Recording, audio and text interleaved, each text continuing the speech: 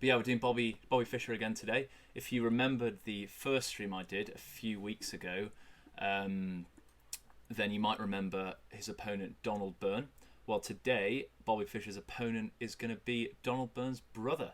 So really, really sticking it to the whole family, and it's in the same competition as well. So Bobby is only 13. Nice quote from Bobby Fischer. One of the great things that I like about this game is that Bobby Fischer wrote a load of notes about it. So every now and then I'm going to be interjecting with some Bobby Fischer analysis straight from the horse's mouth. So Bobby Fischer playing the black pieces and Mr. Robert Byrne playing the white. So let's jump straight in. So first move, d4 by Mr. Byrne. Knight f6, c4, g6, g3, preparing to fianchetto the bishops. c6, bishop g2, and d5. And this is the King's Indian by Bobby Fischer. He liked to go for these kind of systems. I mentioned it in the first stream. He likes to just put his bishops here and here, let his opponent grab the center, and then just sort of plow through later on. But actually we'll see in this game that his opponent goes for a very similar idea. So d5. Now in this position, c takes on d5 was played, but Bobby notes in his commentary that there was a way to maintain the tension in this position. Tension in chess is essentially when there is like a capture that could happen on the board, but players are essentially electing not to do the capture. So here, for both players, it's whether they want to capture the pawn. So a line Bobby mentions that the game could have proceeded is queen b3, bishop g7, just popping your bishop on that lovely diagonal. Knight f3, queen b6, so now you can develop this bishop without this pawn being under threat, and knight c3, just usual stuff. A bit like in chess, like a suspension bridge, tension is everything. But some players, they don't like it. Some players don't like bridges, some players don't like tension. In this game, Robert doesn't like the tension, so he goes for c takes on d5. And there's a couple of options here. You could capture back with there you go, someone's just donated to the channel. That's Jack. Lovely stuff. So you have a few options here. You can capture with your knight, you can capture with your pawn, and you definitely don't want to capture with your queen because then the bishop will take you. But you've already moved this knight in the opening. You don't want to move it again. And if you do capture with the knight, this pawn will just push you back, and then you have to move your knight 3 times. So you don't want to do any of that stuff. So recapturing with the pawn, good stuff. That's what you want. Knight c3. I mean, the game's going to progress in a similar way to the line I just showed, except now with the capture having happened rather than with it having not happened. So bishop g7, just as I said, getting a bishop on that lovely diagonal. e3, just solidifying the center. Castles by Bobby. Knight g to e2, again preparing to castle. Knight c6, and Mr. Robert Byrne castles. Then we have b6 by Bobby, hoping to develop his bishop to one of these 2 squares. That's the last minor piece to be developed. And b3, similar idea from Robert Byrne. And at this point, we've got our second bit of Bobby Fischer commentary. So he said that it's hard for either side to introduce imbalance into this position because it's essentially symmetrical.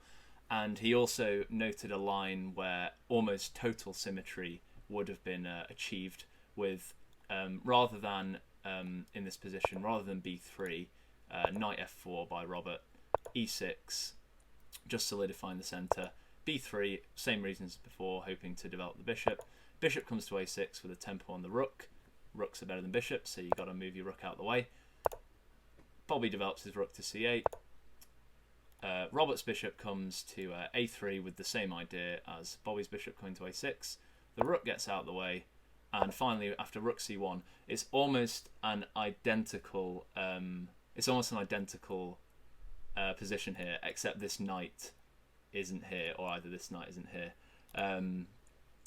So it's essentially drawn. And obviously, Bobby Fischer, 13-year-old whiz kid Bobby Fischer, does not want to go for an essentially drawn variation. So after b3, bishop a6, just pinning this knight to this rook. That means the knight can't move, or the rook will be captured, and you don't want to swap your rook for a bishop.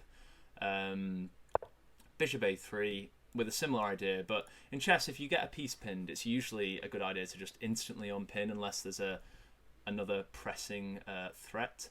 And in fact, in this position, a chess magazine that was covering this match at the time, someone commented that in this position, he was a top chess player. He thought white was either slightly better, but at worst, it's a completely level position with white being perfectly safe. And he said that it was insane that Bobby managed to do what he did. So let's see how the game progressed. Rook e8, Bobby Fischer getting out of the pin, because if this pawn had moved with the rook there, the rook would be captured. And queen d2, just developing the queen. And after this move, again, Bobby makes another comment. So he played e5, and he said he was worried about weakening his queen pawn, which is this pawn. But he felt the tremendous activity obtained by his minor pieces would permit white no time to exploit it. And he also commented that e6 would probably have led to a draw, because again we get essentially a symmetrical position. But it's interesting because I'm glad we sort of covered the computer games early on, because a lot of chess is about often getting into those positions where you almost force your opponent to make a mistake. They have to make the best move. A computer will say, oh, well, this position is drawn because if you play these 20 moves in response to your opponent's 20 best moves, you get to this endgame, which is a draw. But if you're playing against a human, they've got to know those 20 moves. And if those 20 moves are very narrow, i.e. there's only one move which is the right move in any given scenario, then you're in a much better position because you really put the pressure on, especially in a game that's timed. So Bobby tries to make something happen with e5. D takes on e5, knight takes on e5, and this is another interesting position, because you might have had this in your games where you want to move one of your rooks. You've developed all your pieces, you've cleared the back rank, you want to move one of your rooks, and you don't know which one to move. You want, I want to put my rook behind my queen. But do I move this rook and weaken this side, or do I move this rook? And there's a saying the wrong rook, and the idea is that whichever rook you choose, it will be the wrong one, because if you move this one, your opponent might try and start something on the king side. If you move this one, your opponent might start something on the queen side. So it's a bit of a self-fulfilling prophecy. But in this position, it was very much a case of the wrong rook, because there really was only one good rook to move. Unfortunately, Robert didn't get the correct one. Bobby actually spent a lot of time analysing rook a to d1, which would have been the right rook to move. And you might think that's a bit weird, because I've just gone on about how this knight's pinned to this rook.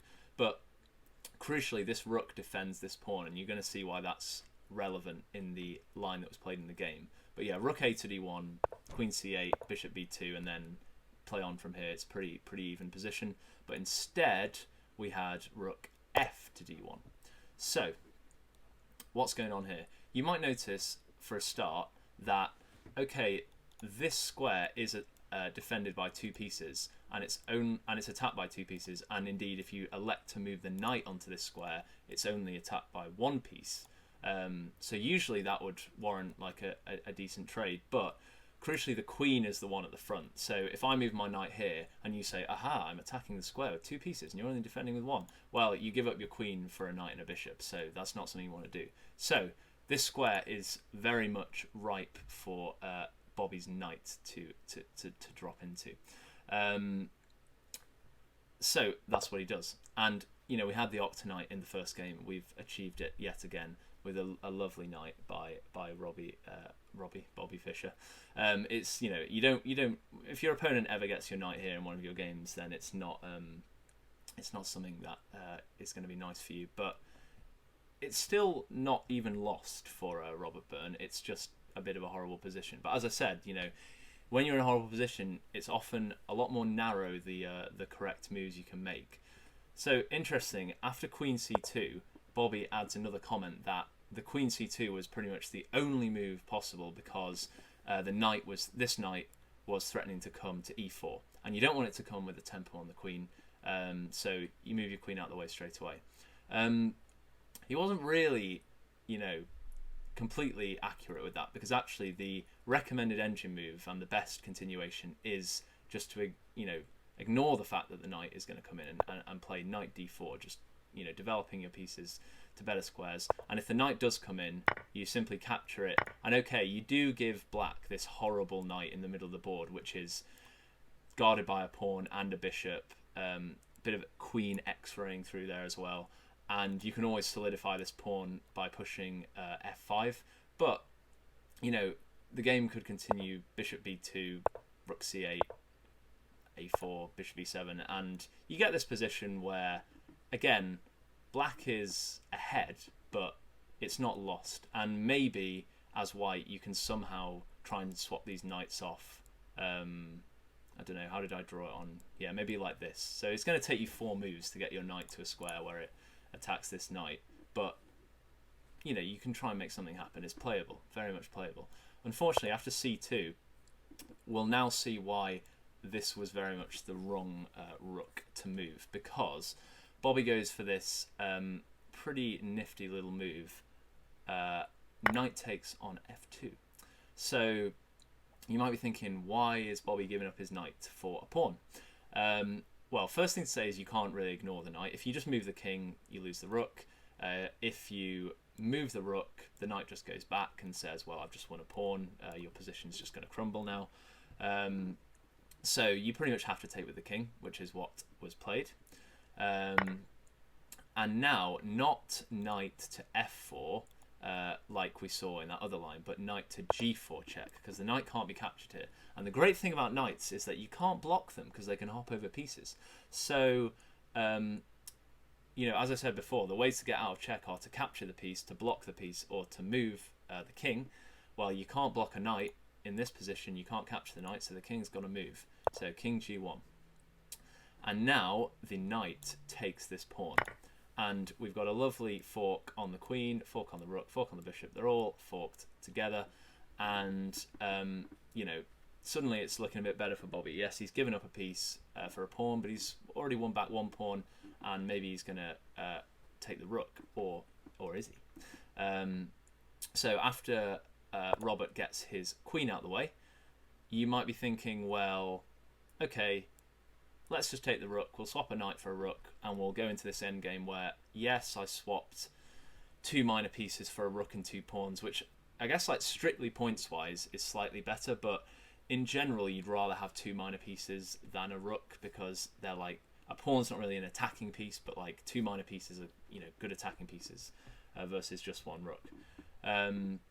So, did Bobby take the rook? No, he took the bishop. So, why did he take the bishop? The idea is that that bishop was basically the only defender of the king. It's a really good defender of the king, and after, again, you don't really have any option other than to recapture the knight, so the knight gets recaptured. And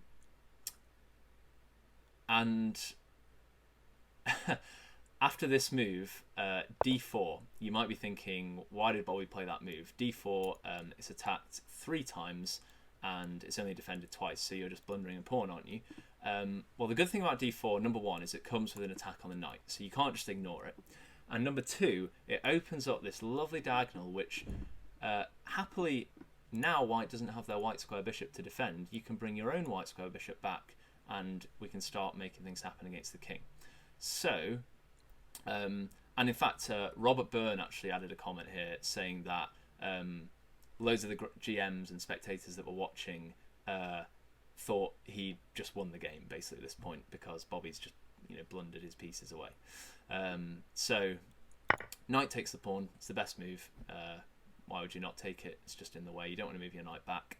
And bishop b7 check, as planned. And your pieces are doing a great job here. Your bishop's cutting all the way along the board. This rook's, blocking things off as well. The queen's going to be able to get active. This bishop's doing a very nice job across this diagonal. Again, Bobby has achieved the double fianchetto. And this is the point at which Bobby said the quote, which I've put underneath my face: "The king is at black's mercy." So we have king f1. Now, interestingly, king g1 was actually a much better continuation here. You run into a really nice line, which is probably the reason why Robert actually went for king f1. But I'll show the line because it's great. So if Robert had played king f1, then a nice way to continue would be to first capture the knight with the bishop. Again, you don't really have any option to ignore it, so you have to recapture with the queen.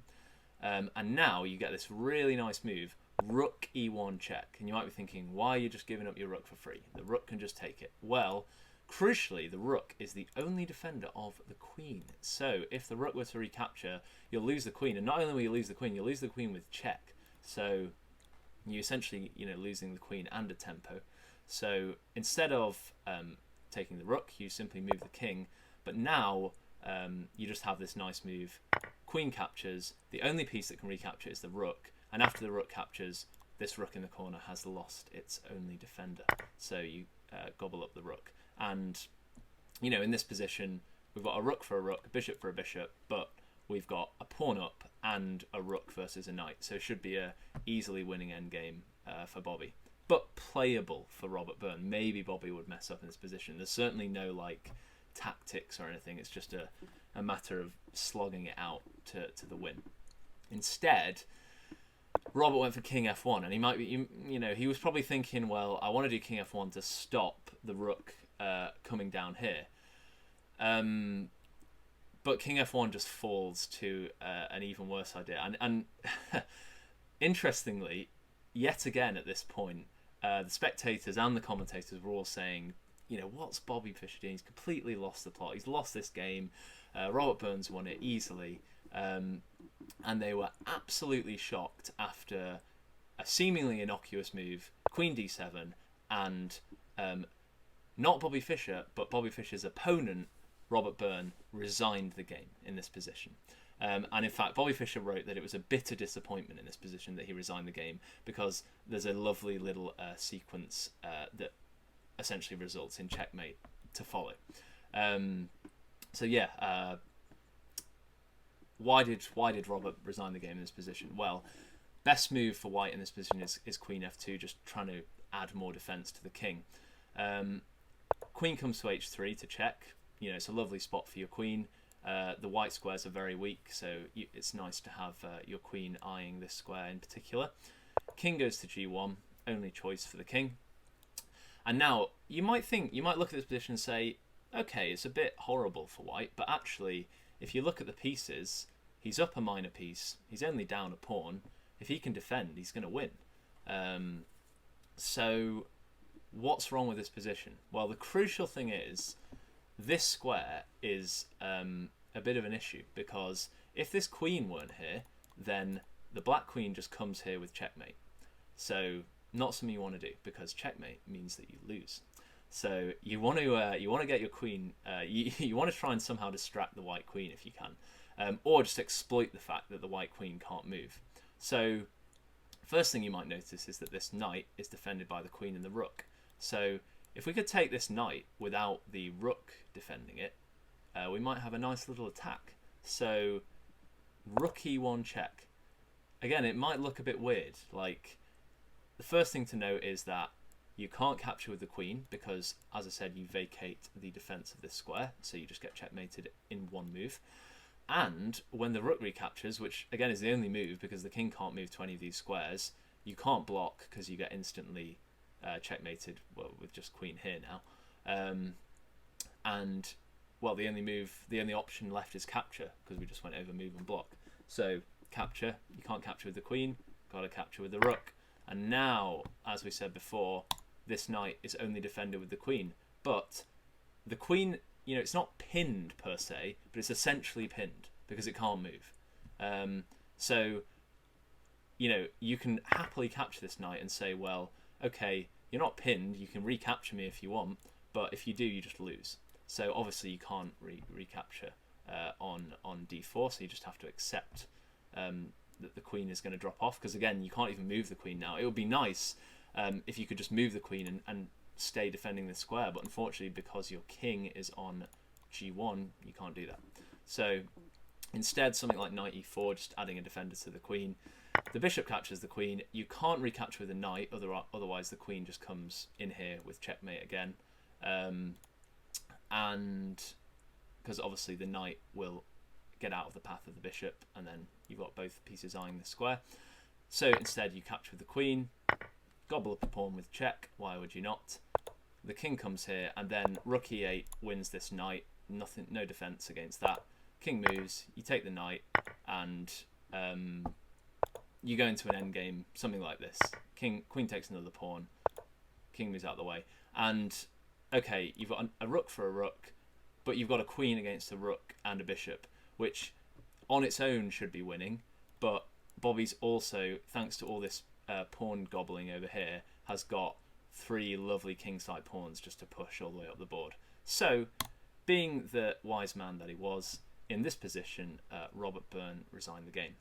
Enjoy your weekends, and yeah, I'll see you tomorrow.